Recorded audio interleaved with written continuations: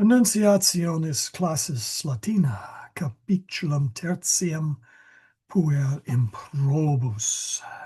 Improbus, shorto. In nomine Patris et Filii et Spiritus Sancti. Amen. Ave Maria, gratia plena, Dominus tecum, benedicta tu in mulieribus, et benedictus fructus ventris tui, Iesus. Sancta Maria, Mater Dei, ora pro nobis peccatoribus, nunc et in hora mortis nostrae. Amen. Wanted to lead off with something a little bit different, and that is Advent, Advent hymns and songs, or hymns and carols of Advent. You were listening to some of them. The Mass, and I'm speaking here, well, actually, it's true, the Vetus Ordo and the Novus Ordo, doesn't have hymns usually. Now, there are rubrics that say, yes, you can sing a hymn in communion and etc. But those are all ad libitum, or as desired. So it's up to, the music folks as to what they want to do. And we're very blessed to have the music folks. We do it at Annunciation. But there are no hymns. There are chants, but they are typically of the liturgy itself. There's the introit, which is an opening chant, which is usually from Scripture. We have the gradual psalm, the tract, the Alleluia, etc. We have the Sanctus, the Gloria. Okay, the Gloria is a hymn, actually. All right, you got me on that one. But there's really not a lot of breadth there. The focus in the liturgy is on the liturgy and the worship of God. And music is employed to enhance that. But in the divine office, on the other hand, there are lots and lots of hymns. That's where we get a lot of our hymns. Some definitions first. What is a hymn? Because people really don't know the difference between a hymn, a song, a carol, snappy tune, or I don't know what. Anyway, hymns,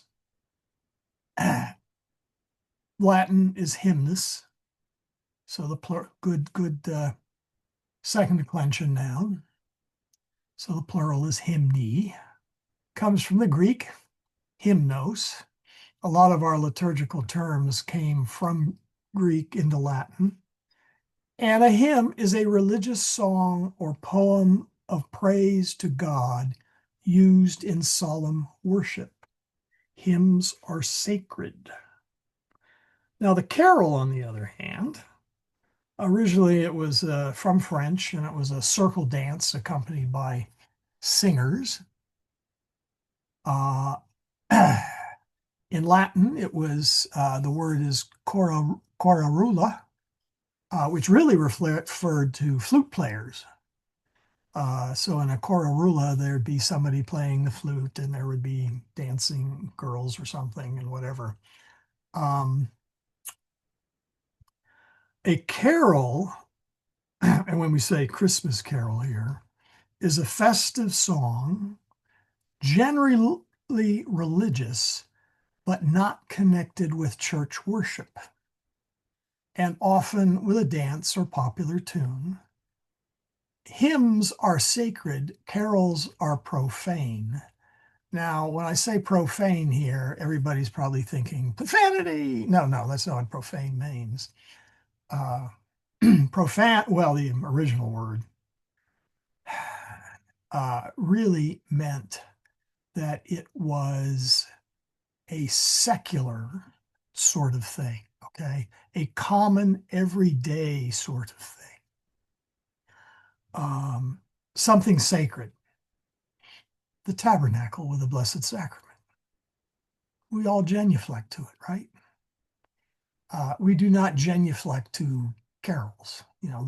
They're meant for to be celebration, a secular, well, non-sacred celebrations. Let's put it that way. Sacred celebration is like the Mass and the Divine Office. Very solemn. Can be very joyous, can be sad, joyous, whatever, but it is solemn. And carols, on the other hand, are more, hey, let's sit around the campfire and sing about Christmas, because Christmas is a very important event in the church.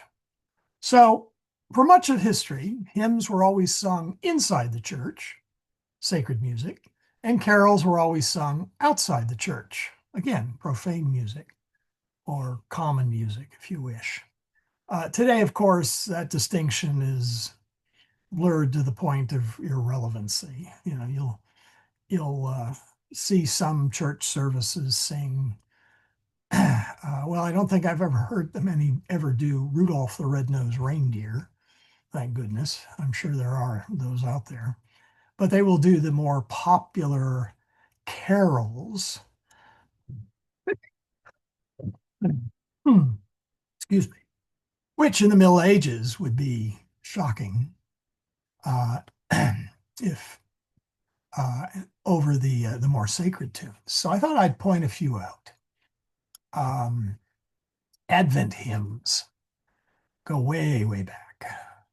Verbum supernum prodiens, sixth or seventh century. Now, I have a URL here to the copy of that text with English translations in my website, and also a recording by the Anonymous Four. I found it on YouTube. Seemed like a pretty good choice. You can put verbum supernum prodiens in your search fields and you'll find all sorts of stuff. Now, there was a hymn of the same name by Thomas Aquinas. That hymn is not the one by Aquinas, even though they have the same title. Another one is Vox clara ecce intonat. Behold, a clear voice rings out.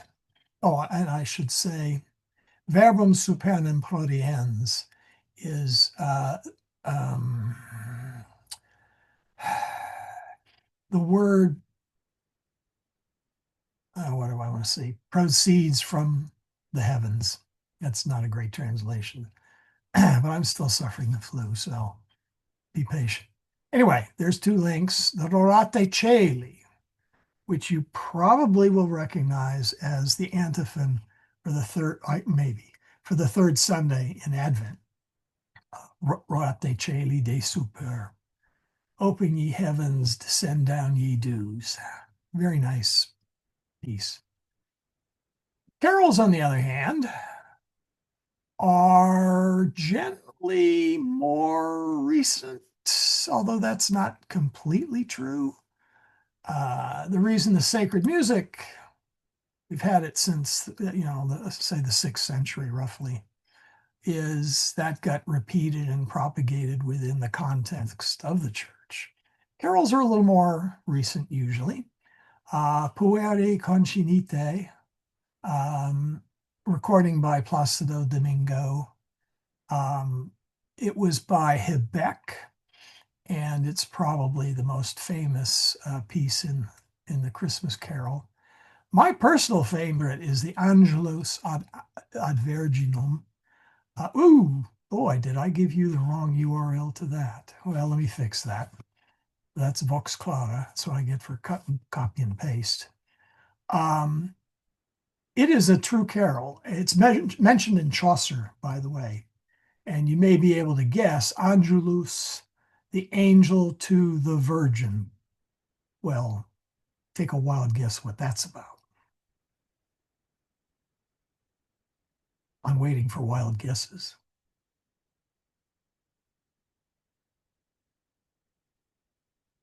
Everybody's asleep.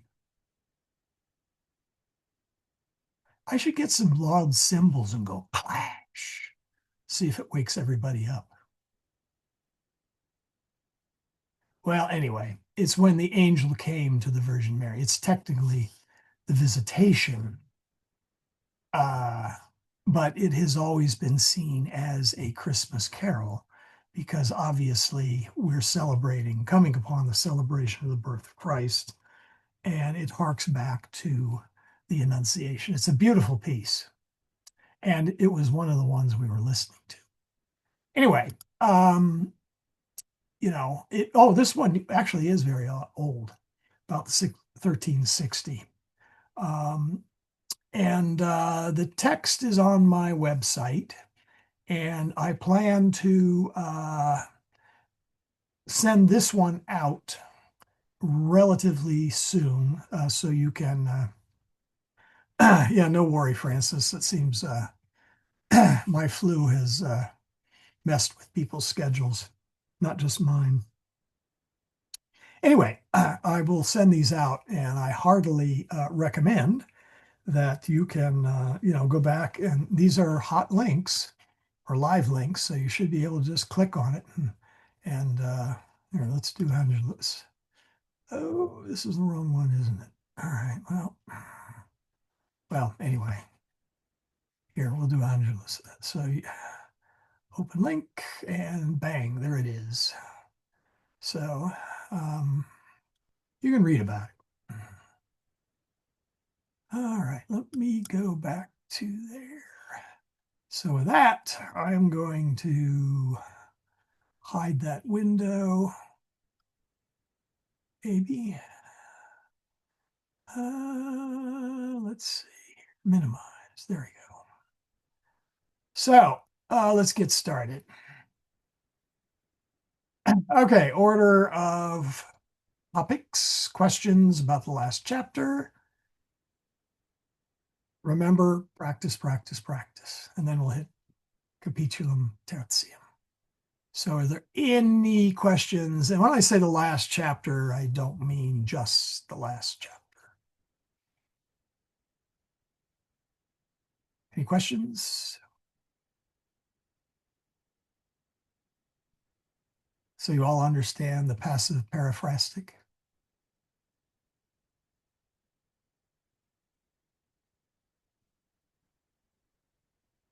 Well, this is a tough crowd tonight.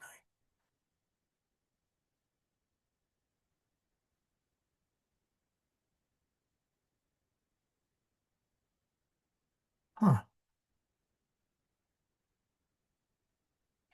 All right. Anyway, well, let's get to chapter 3. And I don't have a lot of voice left, so I am actually going to take advantage. Let's see, what is theater mode? Oh, there we go. PuerImprobus.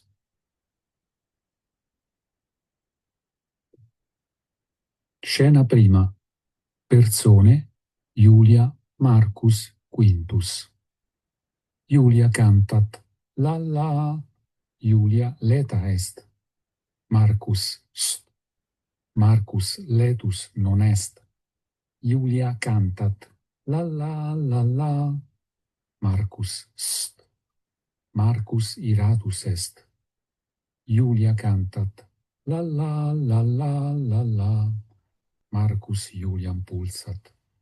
Iam Julia non cantat, sed plorat. All right, so let's go back just a smidgen. Whoops, that's too far.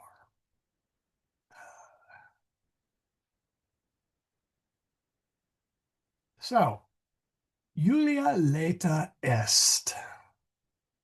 Quid est leta? Quid est leta?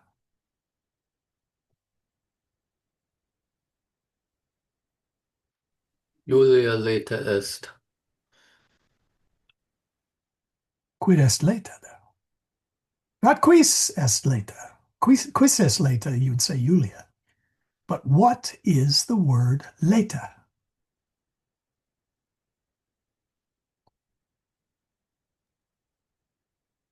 Adjective? Yes, and what does it mean? Joyful or happy, right? Yeah, Happy. happy. Yes. Julia Leta S. She's singing there. La la la la la la la. Well, she's either happy or deranged. But given the fact that Julia is a pretty young girl, I think we can go with happy. Yeah. I think after she's been told to be quiet, she sings again. That second one may just be trying to upset her brother a little bit. Or They ignore are him. siblings after all. Or ignore him. Yes. Marcus latus non est. So everybody, I'm sure have heard of the Stabat Mater Dolorosa, right? Doloros, sorrowful, leta, happy. And we'll get another word for it. Marcus latus non est, Marcus iratus est. La la. Whoops. Julia. Marcus iratus est. Leta, happy. Iratus, quid est iratus? What does iratus refer to?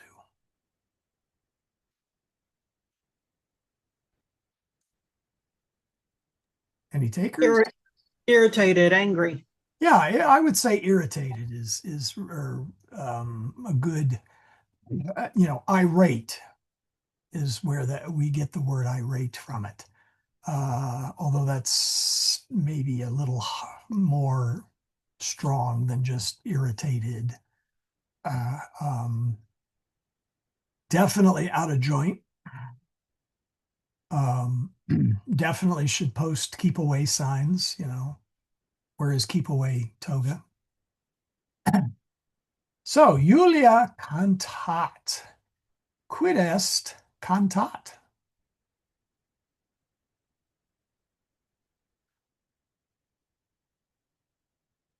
Quid est cantat? Yeah, cantat, she's singing. So we now have our first verb, other than est and sunt. And this is why this chapter is important, is we get verbs. Now, we're only going to learn third person singular forms, but you got to start somewhere. So Julia cantat, sings, Marcus Julium pulsat. All right, now this is an important one. We see Marcus pulsat. Quid est pulsat? Let me check my PDF here. Here we go. I think I'm sharing this, right? Let me make sure. Yep. So, Marcus Julium pulsat. Marcus Julium pulsat. Intelligitisne? Understand? So, Marcus subject, pulsat the verb. Pulsat would be strike or a quick smack, pulse. Think of it as a pulse. And then Julium. That's the new form we're going to learn. We know of Julia, the nominative, Juliae, the possessive, okay? And we know of Julia with a long A, the ablative. Well, now we're getting the accusative, Juliam. And the accusative is used as what's known as the direct object. It's the thing, the subject is verbing onto the target, if you wish. So, Marcus pulsat Juliam. Everybody understand? Because this is important, because we're about to get a load of verbs. Any questions? Questions? Ethan, Francis, Mizrak, Connor? Say something so I know you all haven't died of the flu. I don't have any questions personally. Okay, good. Well, I like to hear feedback, even if the answer is no. Okay. Francis said no. Do you want me to give an example so you can rest your voice a little? No, no, no, don't worry about it. Okay. I'm letting Ethan rest his voice for both of us. So, let's go back to let's go back here. Leta est. Marcus st. Marcus letus non est. Julia cantat. La la la la. Marcus st. Marcus iratus est. Julia cantat. La la la la la la. Marcus Juliam pulsat. Iam Julia non cantat, sed plorat. Marcus. All right, so let me catch. There we go. So Marcus Juliam pulsat. Iam Julia non cantat, sed plorat. Iam means now. It actually has several meanings. Now, yet. See, I don't think we've actually had yam yet. Do they have a nice? Nope, they don't have a nice little thing on it. Too bad. Yam means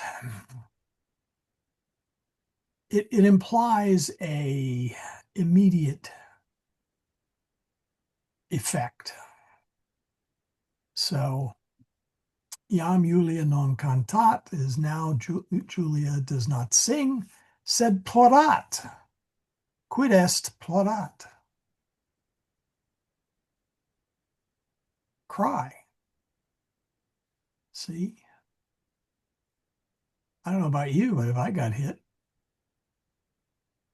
well, if I got hit by my older brother, which would be kind of impressive since I don't have one, I'd probably cry too. Whoops, sorry, I missed. So let's get back.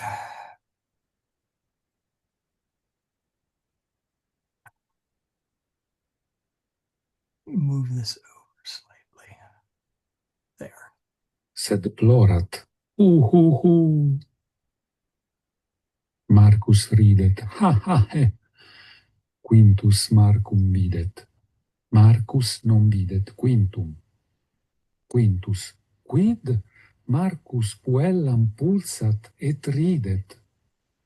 Quintus iratus est et Marcum pulsat. Iam non ridet Marcus. Marcus iratus pulsat quintum. Julia. Stop there for a second. So, Quintus Marcum videt. Suppose I said Marcum Quintus videt. What would that mean? And Teresa can't answer. Well, let's start with this. Quintus Marcum videt. What does that mean? That Quintus sees Marcus, right? Exactly. But suppose I said Marcum Quintus videt. What would that mean? It would be the same still. Exactly the same. Thank you. And the reason is we have this new accusative form, Marcum. And now we can make sentences that will tie your mind up in knots if you think in the English order of words. The collects of the Vetus Ordo in particular intentionally stretch the Latin grammar in order to emphasize things that are very difficult to emphasize in English without a whole lot of extra words. It can be done.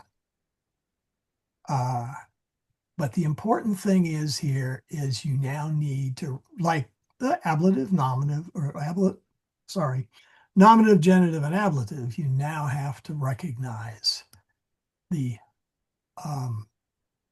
accusative. Now it's pretty easy. The accusative ends in M. And so for the first declension, Julia, Julian. Marcus, Marcum. Quintus, Quintum. So, and now we have ridet.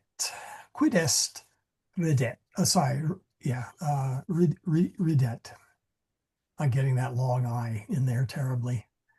On the other hand, I probably sound like a great candidate for the remake of the next Godfather movie, right?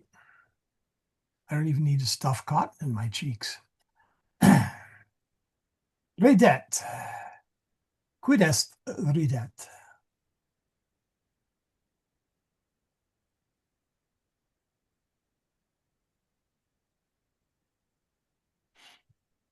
He sees. Ridet is, He's laughing. yeah, laugh, mock, even tease a little bit. It really means to smile. Okay, if you look up the basic word, you'll see smile. It's meant here as a he's not smiling at his crying sister, like, oh yeah, isn't that nice? Huh? No, it's more like ha ha ha, smiling. So the smile can be anything from laetus est et ridet. He's happy and he smiles. Okay. Or it can be iratus est et ridet. He is angry and he's now smiling in a, would be a great word, in a mocking sense. Okay. So it can mean either one. And it's pretty clear here. It's not the good one. Oops. All right. Sorry. I missed. Okay. Let's see what it else. Okay. Next one. Qui est mater? Julia Emiliam non videt. Julia Emiliam vocat. Mater, Marcus quintum pulsat. Marcus iratus st. Marcus Juliam pulsat. Julia plorat et Emiliam vocat. Mamma, mamma, Marcus me pulsat. Okay. Anybody want to guess what that means?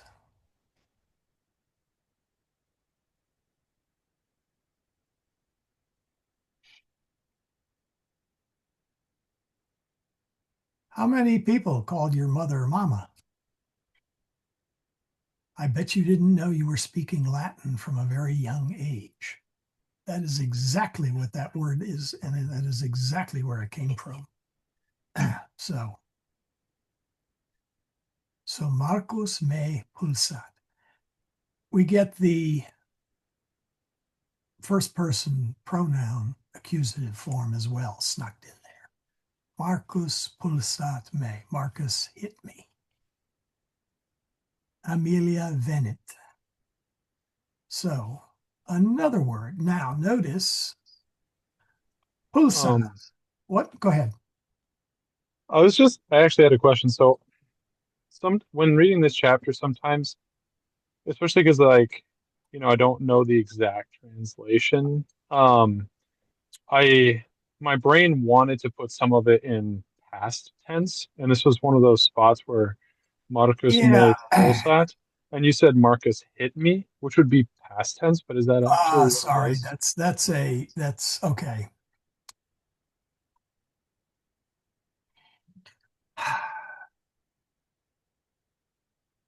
these are all present tense verbs. Now, there is something which is known as the historical past, which uses the present tense. Let's say you were on a witness stand recounting some event. Now, you could use the past tense, like, he hit me and I cried. Perfectly good. But you could be relating it as a kind of a running movie, if you wish. I am in the garden singing. Let me answer Ethan's question. Is Marcus the same as? Yes, that literally Marcus me pulsat literally means Marcus is hitting me or Marcus hits me. You can do it either way. There's no distinction in Latin between I am doing or I do. So and we'll get to that a little bit later. Let's see, where was I? Oh, the historical present. So you could be relaying the details, like you're going it through your mind. I am in the garden. I am last Tuesday. I am singing, enjoying myself. I am happy. My evil brother Marcus comes over and hits me, and I begin to cry. And he laughs at me. See? That is, English has the historical present as well. We may not use it as often, but these really are all present. This is occurring right now, and yeah, be careful to sneak in an actual past tense here. Okay.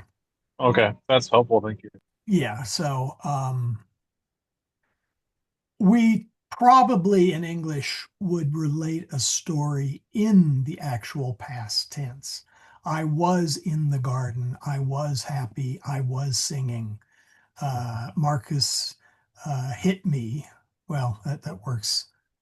Let's see, what's the past tense of hit? Hitted. That's one of the fun things about English.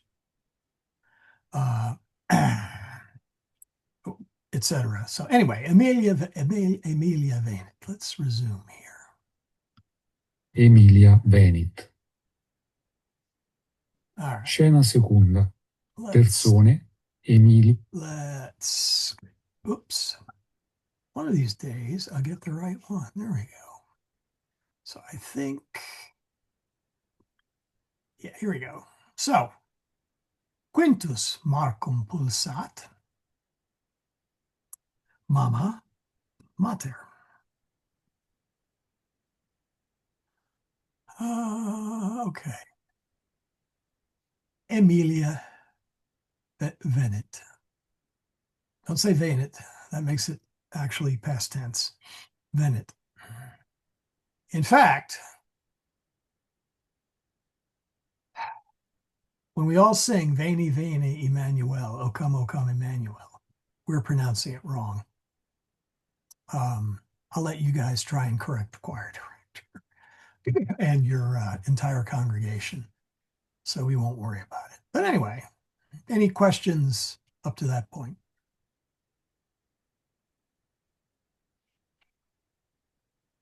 Oh, the other thing I wanted to point out. So we have pulsat, ends in AT. Ridet ends in ET. And then venet ends in IT. We have declensions for nouns, and we have conjugations for verbs. So the pulsat, first conjugation. The ridet is second conjugation. And we do not currently have third conjugation in here, but we do have fourth conjugation, venit. And there are exactly 4 conjugations. and they share a lot of the same endings. The difference is going to be the second, or is the vowel that is in there before the actual ending. So we'll see more of that here in a minute.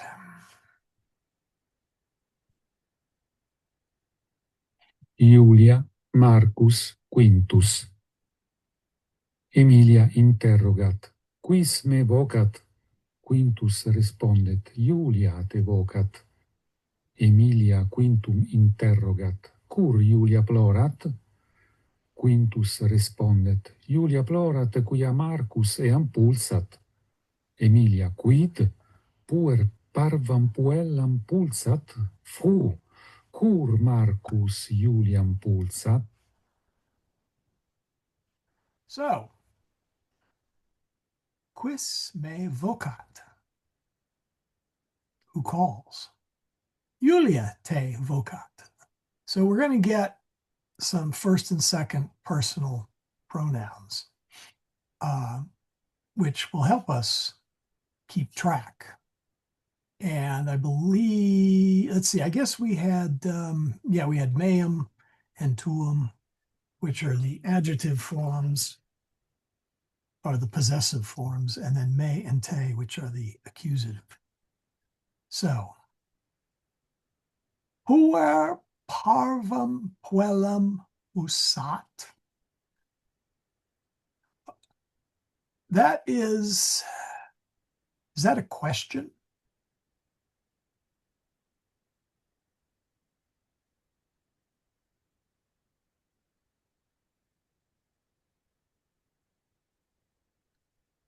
In a way, it is, okay?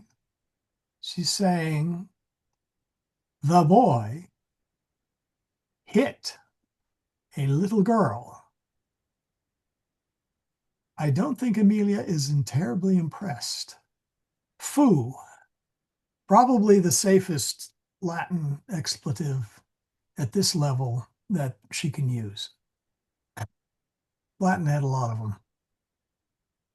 As much as we think English invented them, I'm sorry, the Latins outstripped us. Whoops. Quintus. Let me go back just a smidgen. So, oh, actually, I'll pick it up on this one.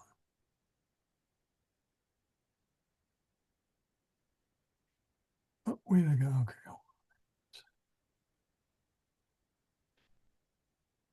Cur.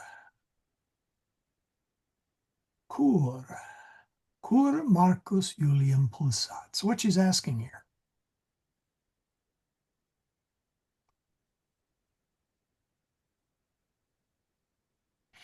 What is cur? She's asking why. Exactly. Cur is why. We have the who, quis and que, the what, the quid, and and we have the where, ubi. Well, now we pick up cur.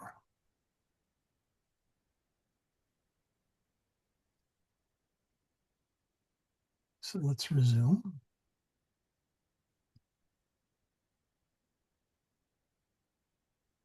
Ja Julia cantat.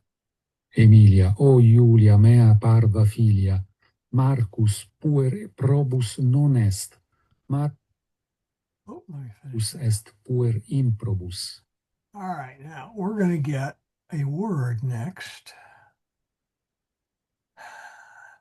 that you will see all over the Familia Romana. Marcus PuerImprobus non est. Marcus est PuerImprobus. Remember, it's a short O. Probus. I have a tendency of saying probus, but improbus. Now, when you see the little double arrow, it says that improbus, improba, improbum is the opposite of probus, proba, probum. Do you have any ideas what that word might mean? Probus, improbus. sorry, probus, improbus.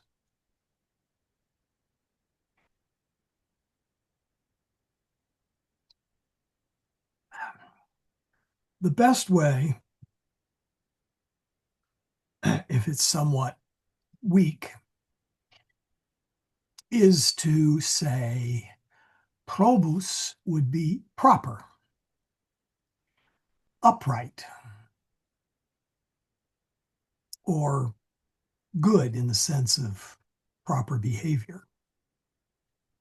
Improbus would be improper or morally deficit somehow, or bad.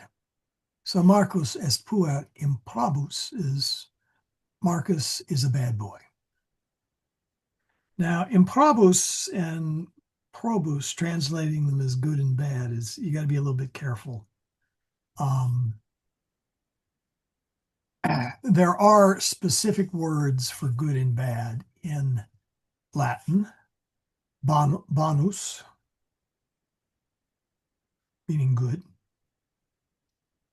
I don't know if you've seen O bone Jesu, O good Jesus.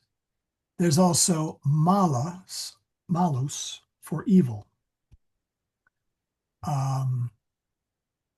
So probus and improbus really are proper or improper. And you can say good or bad, but just be a little careful because the words really both mean morally upright, and the improbus means morally deficit. But saying Marcus is a boy who's morally deficient, that's a lot of words. So, understand? Any questions?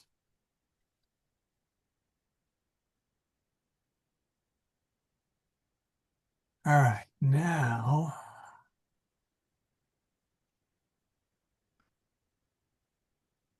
okay, how far did we get? Oh, yes, now so we've got Julia, Marcus, Quintus, Emilia. So who else do we need? Quintus. Julia puella proba est. Emilia quintum interrogat. Ubi est Julius? Cur non venit? Emilia Julium non videt. Respondet Marcus. Pater dormit. Quintus. Mater non te, sed me interrogat. Emilia st pueri. Ubi est pater? Yes. Quintus. Pater. Now we got to get the dad into the act. I don't know about you, but that's how it worked in my family. So, what else was I going to mention?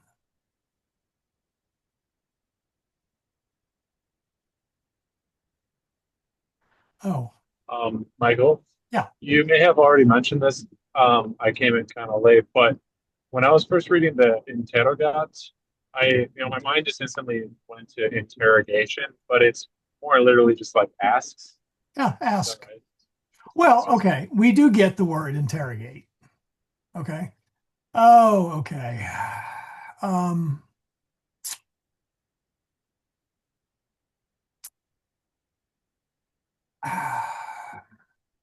Like it's not like they're interrogating each other. They're yeah, just yeah, you got to be okay. You got to be a little bit careful. Okay, English has a bajillion Latin root words. And that actually gives us English speakers a certain advantage in learning Latin. You got to be a little bit careful, though, in pushing the, excuse me, the modern day English meanings onto a word that's, what, over 2,000 years old, probably close to, let's see, Rome was founded whatever it was, 700 something BC. So let's say 3,000 years old. Even in Latin, some of the words evolved. Not as much as English, but so if I were to ask you, let's do it this way. What sort of sentence is ubi est Julius? It is a question. Yes, but what is the technical term for that sentence? An interrogative. An interrogative, yes. So it's not like Amelia's got the spotlights out and the slaves are standing there with, sticks and tongs and hot pincers, and, doing a police interrogation. It just means it is a question. Now, you will see rogat as ask. Interrogat is a little more, if I ask, okay, let's put it this way. If I ask a question, quis est Julius? Am I asking any particular one of you? No, I'm asking all of you. I'm asking the class. I want to make sure the class understands, what that means. But if I were to specifically ask someone, now in this class, I would name your name. But if I were to specifically ask somebody, and that's exactly what Amelia is doing here. Amelia quintum interrogat, and inter is, it really means between, okay? There's, as in international, between nations. So Amelia is personally asking Quintus. And that's why respondet Marcus pater dormit. Father is sleeping. And then Quintus says, mater non te, sed me interrogat, which colloquially translated is, butt out, buddy, mother asked me. Very plural or non-literal translation of that. But that's what the meaning is there, is Amelia is specifically interrogating, not in the common sense of an interrogative question, ubi est Julius. Make sense? Yeah, that's helpful. Thank you. Yeah. Okay, where do we get left off?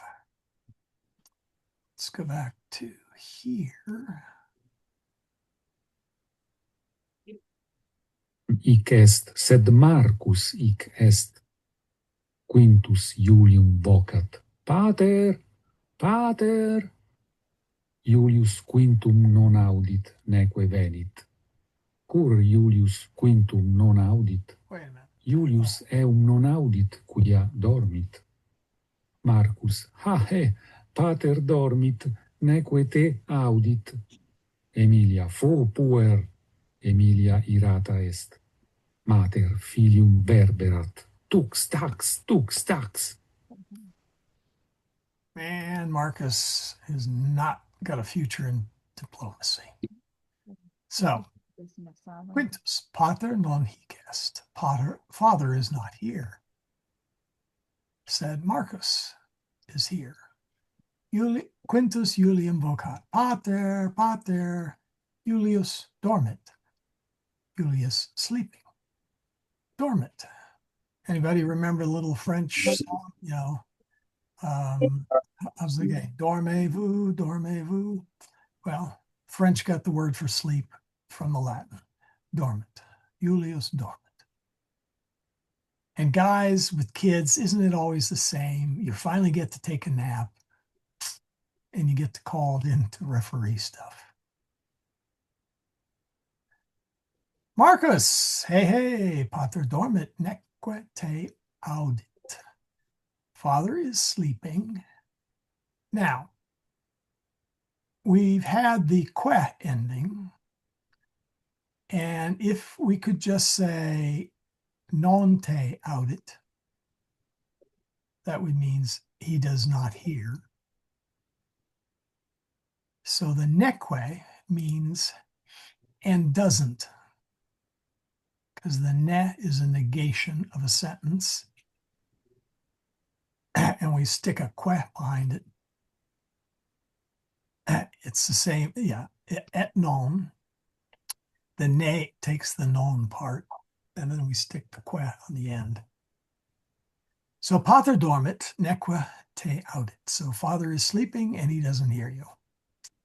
Now, ladies, or at least any of you with children, what do you think would happen if your son talked back to you like that? Fu puer Emilia iratus est. Now Emilia is irate. Mater filium verberat. Tux tax, tux tax. Verberat. We saw pulsat, which was hit, strike. But verberat is pulsat, et pulsat, et pulsat, et pulsat. Tux tax is the name of the switch she would have used. I don't know about you guys, but growing up, I did occasionally find the back of my hands connecting with a fly swatter or two. So verberat really means to beat. Any questions? More severe? Yes, definitely more severe. Yeah, this was corporal punishment has gone out of fashion in society to a certain extent for the better. But in this case, no, Amelia just said, okay, kid, Marcus, you're being a real Improbus. And so she swacked him. And this, keep in mind, this is like the first, second century. So corporal punishment is very much in the vogue. He was being a pain in her behind, so she put a pain in his. Yeah, pretty much. Yeah, I was trying to think of a way to use that without using. Well, it's like Marcus hits Julia, but Julius beats Marcus. Yeah. Well, Amelia here. We'll get to Julius. Yeah. You're getting ahead. So, which is great. Glad to see you could make it. Finally. Let's see, where was I? So now Marcus Plorat. So let's continue on. Okay.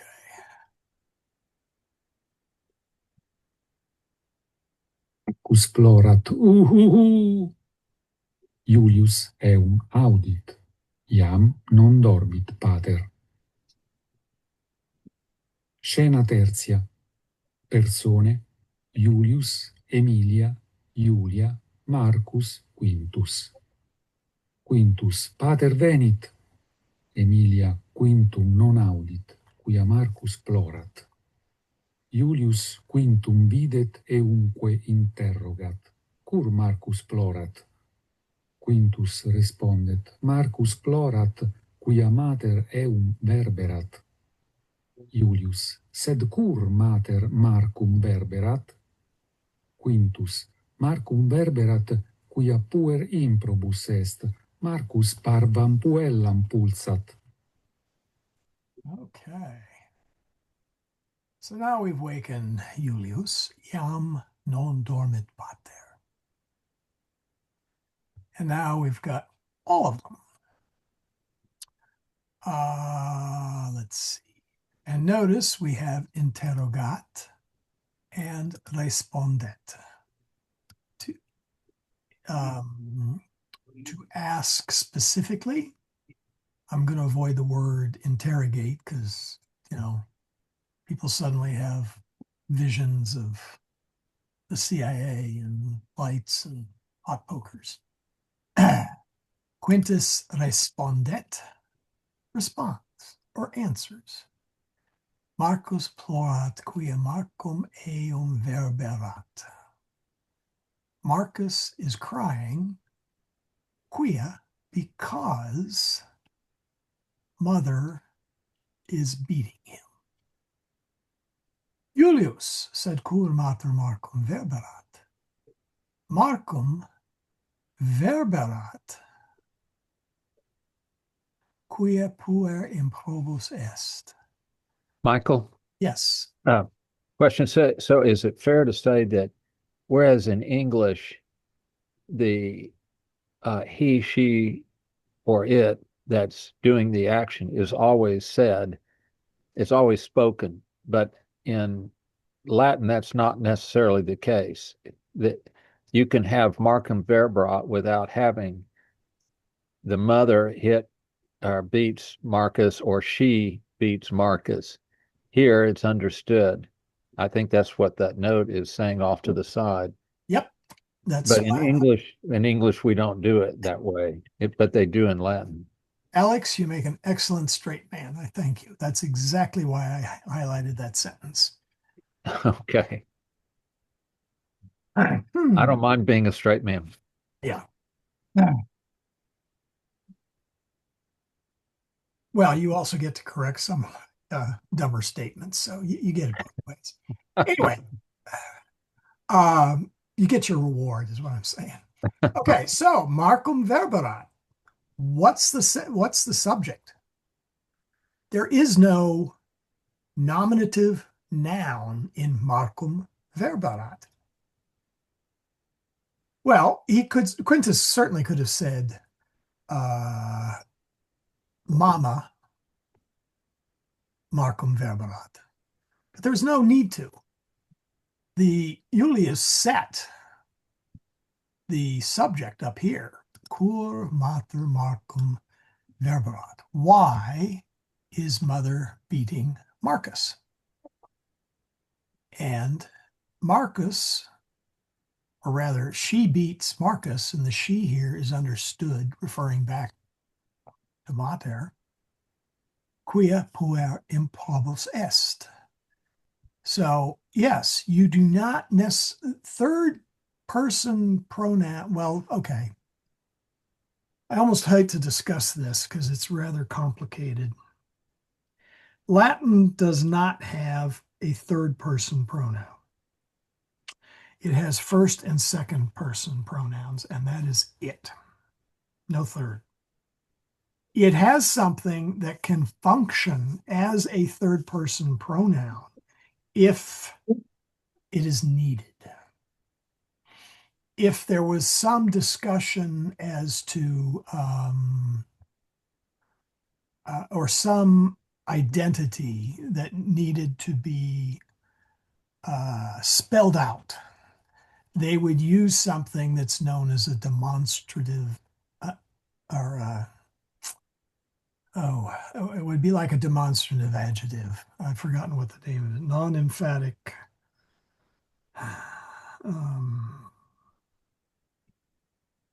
I'm sorry, it's escaped me. I'll talk about more of that later. Michael, one more point, and that is that it's important to know that it would be inappropriate to translate that as Marcus is beaten. Oh, yeah, that would be bad. Because verberat is in the active voice, not in the passive voice. No, I would say, if I had to put this in English, I would say she is beating Marcus Right. because he is a butthead. Right. In English, we have to have that third person. We have to have those third person. Yeah. And the reason Latin doesn't need it is because, verberat. Verberat means he, she, or it is beating. Okay. Plorat means he, she, or it is crying. If I am crying, then it would be ploro. And in fact, oh, excuse me. In fact, if I wanted to say I am crying, I would not say ego ploro, ego being I in Latin. I would just say ploro. Well, it's an O ending. First person singular. That's it. If I wanted to say you're crying, then I would say ploras. You are crying. I wouldn't say tu ploras. I could, but and maybe I would. You can sometimes throw those pronouns in. It's not wrong. It's just not the way they said it usually. If I say plorat, well, then it's he, she, or it. If it's we're crying, it's ploramus. Anybody remember the Gloria? You know, um, adoramus te, glorificamus te. The moose, that thing with the antlers, indicates you that it is third person plural, etc. I won't go through all of them. So there's really no reason, because of the unique verb forms, for Latin to use pronouns all that often. Now, do they never use them? No, that's not what I'm saying. They will only be used if there is something that needs to be explained or identified. For example, if I say tu toras, I am focusing on you as the person who is crying. Really, what I'm saying is I am acknowledging that you are the one that is crying. There's an added emphasis with the pronoun being inserted where it's not needed. If I just said ploras, I'm just saying, oh, you're crying. But if I say tu ploras, that tells you that I acknowledge that you as a person are crying. Try doing that in English in 2 words. Can't be done. We would have to say, I see you are crying. Maybe that would convey the same thing. Does that make sense? I realize it's a little esoteric because okay. There are the words, and I've said this in importance. There's the pronunciation. If you can't pronounce it, you can't memorize it. Then there is the words themselves. What do they mean? And then there is the grammar. How do you construct a good sentence? But the final one is reading and understanding how they express themselves in this language. And that is the much harder thing to do. That takes, really, I'm doing that in order of increasing need for practice and repetition. So, well, enough. I'm diverging here. So, where were we? I think that's the end of the section. Isn't it? Whoops, wrong one again. Let's see here. Marcum puellam pusat. Okay. So did I had a question. Yeah, go ahead. The preceding page at the very last line, it seems like there's a pronoun Julius eum audit.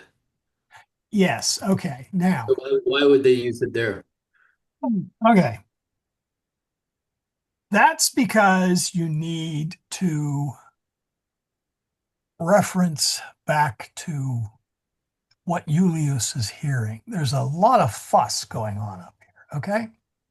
You got Quintus up there. You got Julia. Well, Julia's probably sensibly hiding back, but Emilia is pretty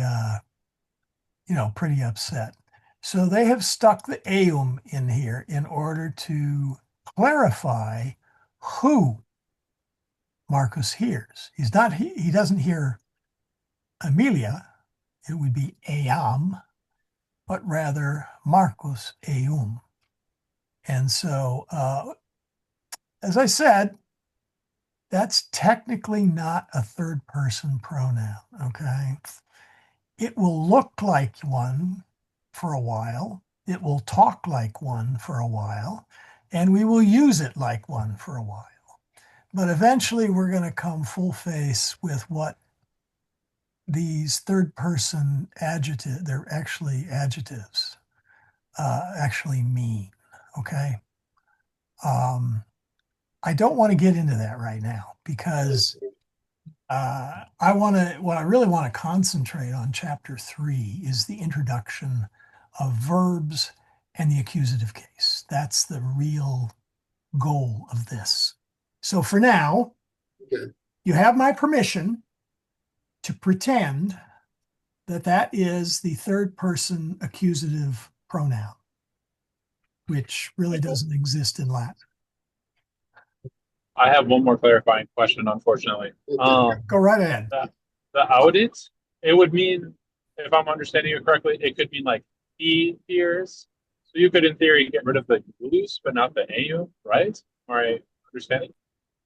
Um, Because it wouldn't mean he hears him, or hears him, or hears her, or something like that. It would just mean he hears.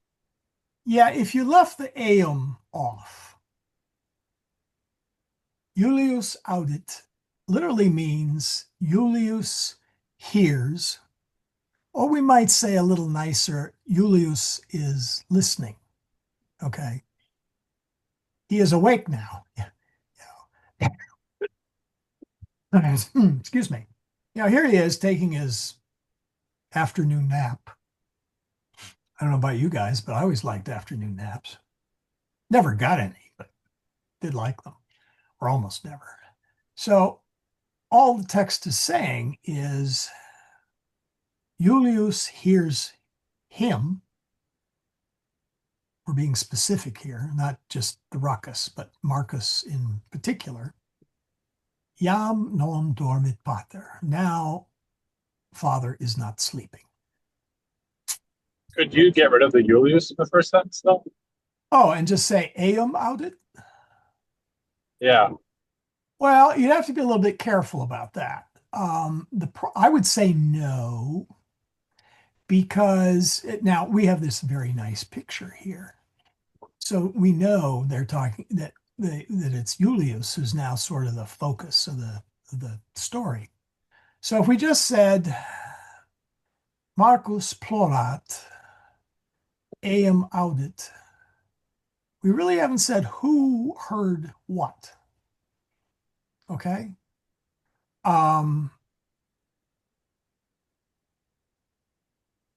If I said, I know, if I asked you, now you haven't had this verb form, so I'll tell you what it means. Auditisne means, do you hear? If I said auditisne eum, well, then you could say, oh, yeah, Marcus. Yeah, you could say Marcus. But if I leave Julius off, we don't really know who is doing the hearing here. So I don't think I think it is important to keep it there. Is it a valid sentence? Okay, excuse me. When I say auditisne eum, do you hear him? You could simply say eum audit, or sorry, eum audio. I hear him. So yeah, you could grammatically, but in the story, I think you really got to keep Julius here because now we know. See, it's Julius is off in dreamland. So we now are focusing on Julius because he is no longer sleeping. So from a textual standpoint, no, I would not leave Julius out of there. If the Okay, thank you. if the preceding sentence was does Julius hear Marcus, then you could have eum audit. Yes, that would be an excellent. Yeah, yeah, if the previous one was auditne. Remember, okay, we had questions. Estne is so and so. Estne Italia in Europa. Is Italy in Europe? So you could say auditne eum. Does he hear him? Or something to that effect. Then you could use the but something that clearly specifies that we are now changing the focus of the context to Julius. And this works the same in English, actually. We would not say he, well, okay. Suppose I asked you in English, does he hear him? Who am I talking about?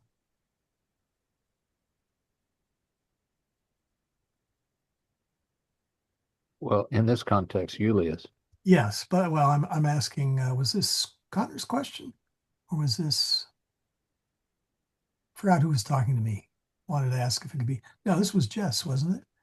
Yeah, the one to say, can we leave it out? The problem is, if I just say he hears him, I don't know who the he is yet. Right. Okay, I don't know. So no, you got to leave the Julius in here for context, Mhm. and Because that's you don't have a preceding sentence yeah. that You don't have a preceding. Yeah. like We had like one. you like you did up above. Yeah. Let's see. Where was it? Da, da, da, Oh, da. it was talking about who did she beat? Who did Yeah. Where was it? Oh, right.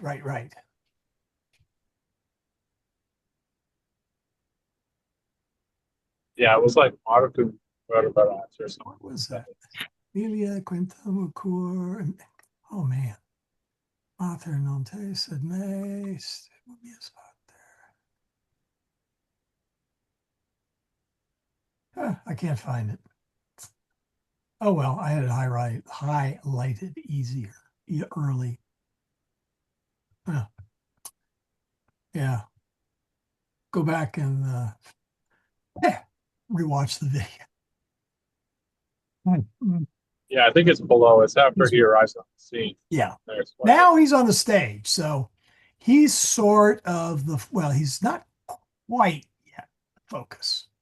You know, it? Pater Venet, Emilia quintum non audit sed Marcus plorat.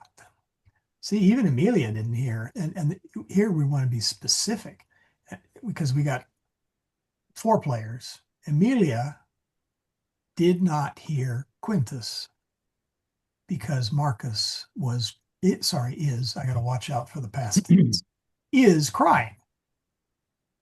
So, okay. Michael, Yeah.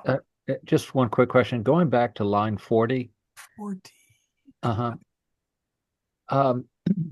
Have you already discussed the difference between heek and hick? Just was curious because the macron is important. It is. Okay. And No, if it's too soon to talk about it, just no, it isn't. We don't have, okay. Hick with the long I means here.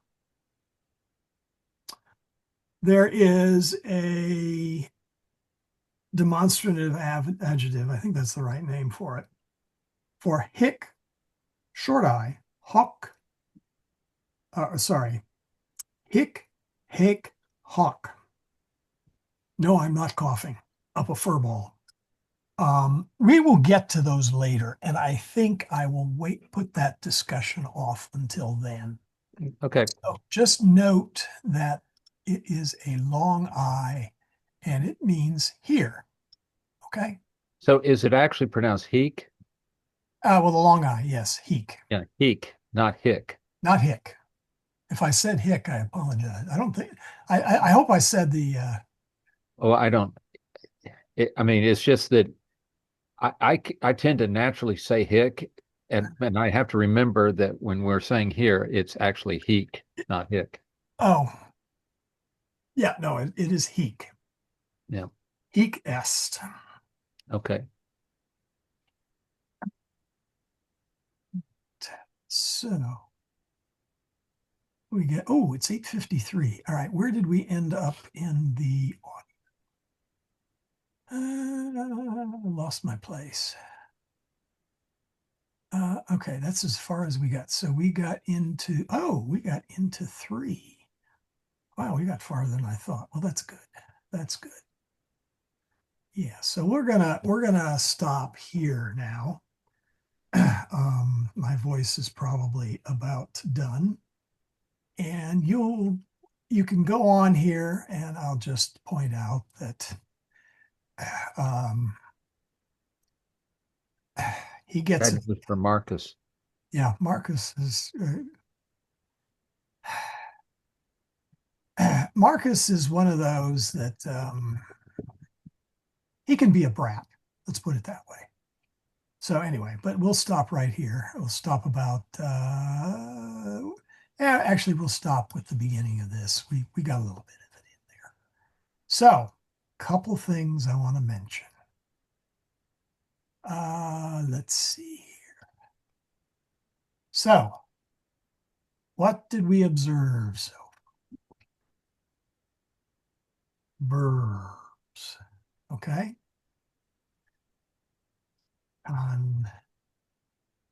Contat, vedette. What was the other one? And audit. Plorat. Oh yeah, let's stick a plorat in there. Plorat. And we're gonna separate these. I don't know if dormant is. Dormant Yeah. is it's in And there. do that. Yeah. Yeah. Read it. Yeah. Dormant. Come on. Whoops. Dormit. And that's because we have been, and there was verberat and a couple of others. In fact, there's, if you go to the end of the chapter, you're going to see a bunch of these, okay? And what you're going to see is some tables on the nominative, the accusative, and the verb. So we see there's a lot of verbs. And briefly, what I'm leading up to is just like the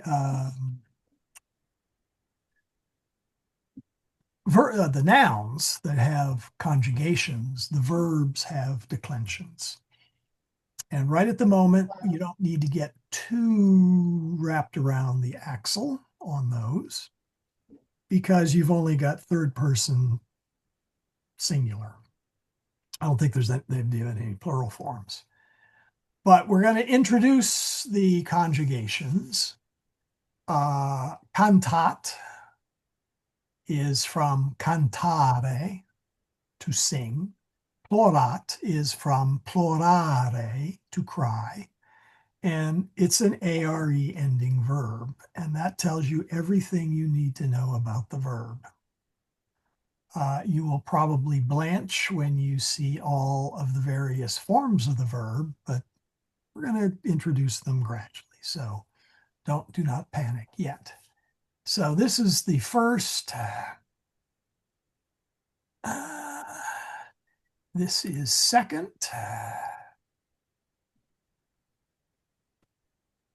If I can type that in right. And this is fourth. And the reason they didn't do the third is it's a little more complicated, but we'll get to it in not too distant future. They wanted to give you the easier ones. And actually, yeah, there's none there. So now we get some actual verbs instead of just est and sunt. So now we can talk more about just geography, like ubi Italia est. We also get the accusativus. I apologize for the macarons. And we saw Marcus, Marcum, and I'm only going to give one example. Well, maybe, I don't know. We saw Quintus, Quintum. We'll leave that for a moment. Oh, actually, I'm sorry, ladies first. We do first conjugation. So we saw Julia, and then we saw Juliam, and we saw Emilia. Yeah, whoops. There we go. Emilia.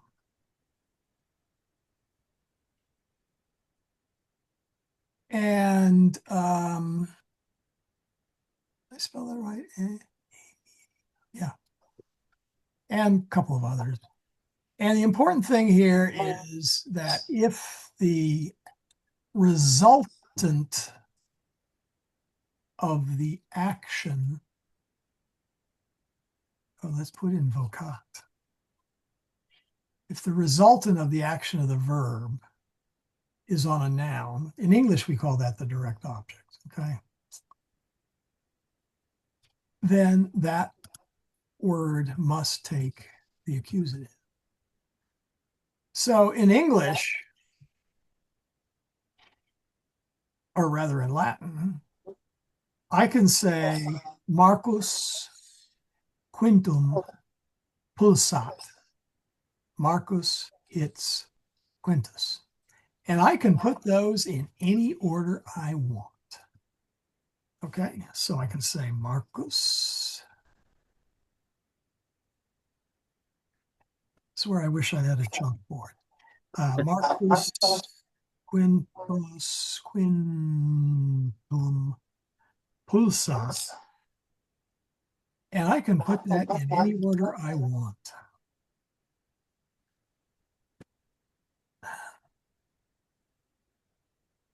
Beware the reversal. That is very common in English, in Latin literature, grammar. And what that does, by the way, is it emphasizes that Quintus. Okay, there is a slight difference.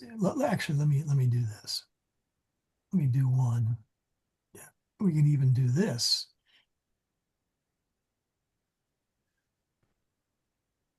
Oops. There we go. We can even put the verb first. Yeah, okay. In English, actually, do one other. In English, we would use this order. Marcus pulsat quintum. That's the order we would use. Latin is not restricted to that. In fact, the better order is Marcus quintum pulsat. Subject, direct object, verb. Verb often comes at the end of a Latin sentence. Often. Doesn't have to, but often.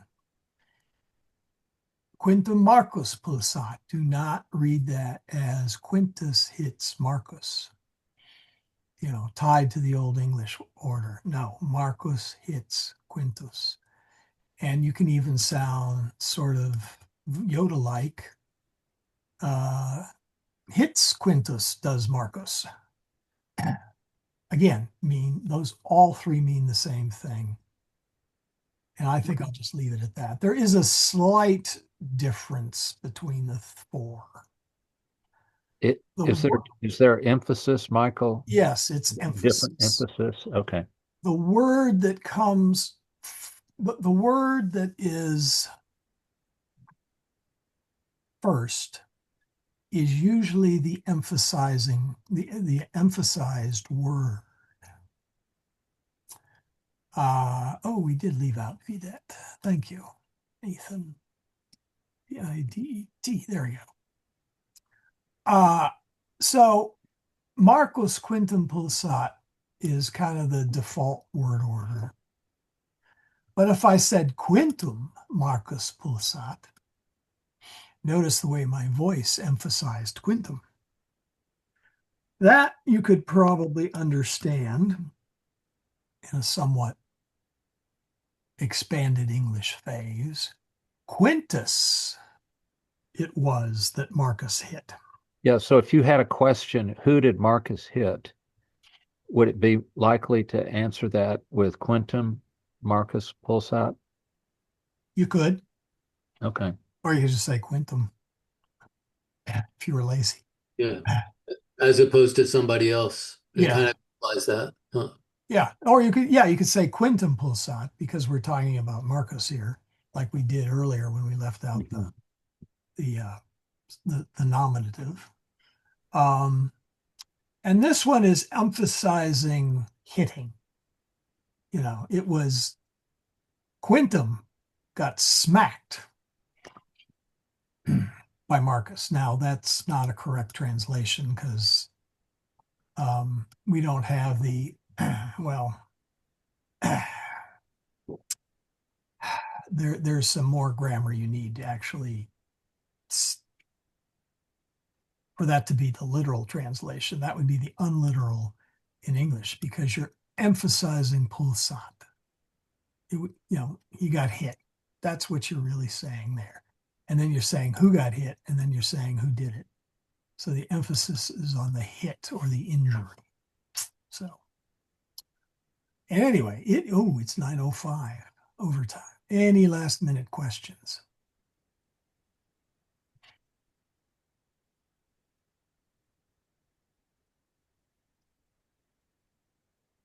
This is your chance. Okay. I have a question. I did send out a email.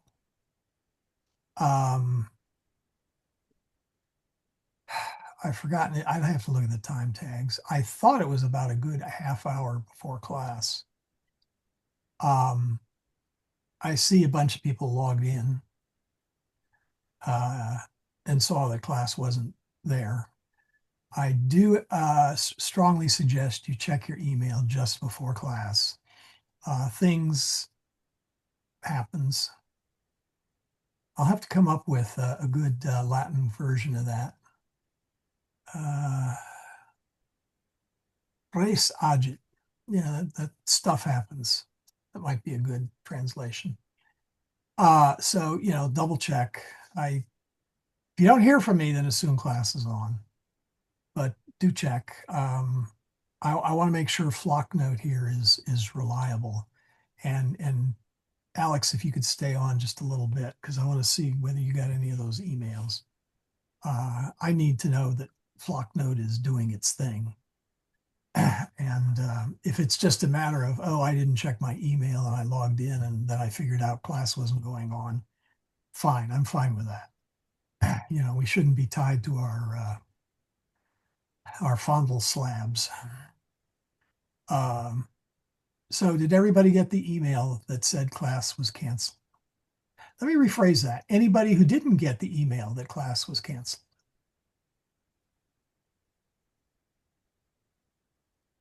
Oh, Ethan, you did not get any emails. Oh, that's interesting. I don't think I saw one, but I may not have looked. No, I remember looking for an email because I was looking for the link and I didn't see one. Okay. Ethan, can you ask if she can go to any of her or search for the email about class and let me know if she actually did not get one? Please send me an email. You can either do it through Flocknote or directly to tplatin@me.com. I don't care, either one. Because I want to, my life is crazy enough and I don't want to add bad email to that list. And I know of at least one other who's commenting that they're, for some reason or other, not getting emails. So have her check her junk email folder. These are from an email server that sends out stuff, so it may be blocked. So if you could do that.